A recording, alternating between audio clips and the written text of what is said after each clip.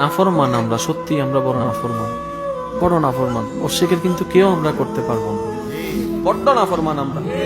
কেমন নাফরমান? রিজিক দিয়েছেন আল্লাহ, শুরুতে বিসমিল্লাহ বলতে ভুলে যাই, শেষে আলহামদুলিল্লাহ বলতে ভুলে যাই। এত বড় নাফরমান আমরা। তারপরে যে রহমান রাজ্জাক রিজিক দিচ্ছেন, এটাই তো বড়। আপত্তিতে আমরা অনেক কিছুই করি, আল্লাহ শুধু কষ্ট দিতে আমাকে পাও, দুঃখ দিতে আমাকে পাও।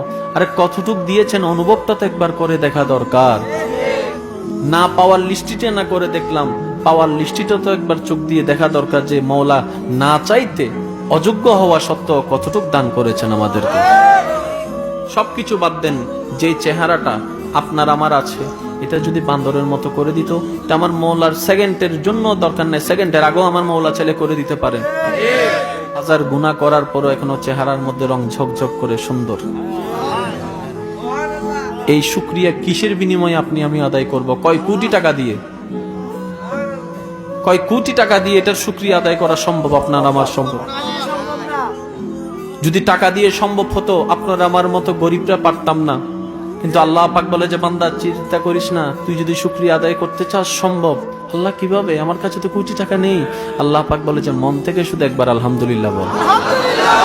তুই মন থেকে দুনিয়ার জমিনে দাঁড়ায় একবার আলহামদুলিল্লাহ বলে তো দেখ। লা ইন শাকারতুম লা আযীদান্নাকুম ওয়া লা ইন কাফারতুম ইন্না আযাবি লাশাদীদ। বান্দা একবার শুকরিয়া তো কইরা দেখ, আলহামদুলিল্লাহ মন থেকে একবার তো বলে দেখ, তারপরে দেখ আমি আল্লাহ তোকে কেমন বাড়াই দিই।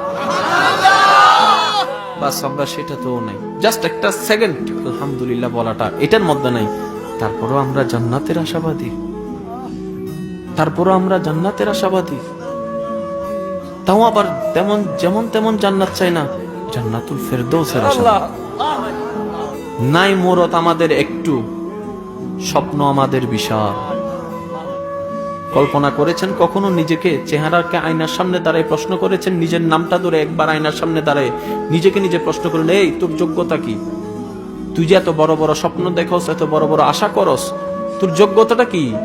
আল্লাহ তো তোকে অনেক কিছু দিয়েছে, তুই আল্লাহর জন্য কি করেছিস? আয়নার সামনে দাঁড়ায় একবার নিজেকে প্রশ্ন করে দেখবেন, দেখবেন যে আপনার আয়নাই আপনাকে প্রত্যেকটা প্রশ্নের উত্তর দিবেন। আর সেই দিন বুঝতে পারবেন আল্লাহর নিয়ামত কাকে বলে। কেমন নবীর উম্মত আমরা, শুকরিয়া আদায় করতে পারি না। সিন্নি খাইলা কার দ্বারা মোল্লা চিনলা না, জগৎ পাইলাম নবীর উসিলায়, নবীরই চিনলাম না। অনেক মানুষ বলে হাসরের মাঠে নবীর নিজের গুনার জন্য নিজেই নাকি চিন্তিত থাকবেন। আর জোরে কোন নাউজুবিল্লাহ।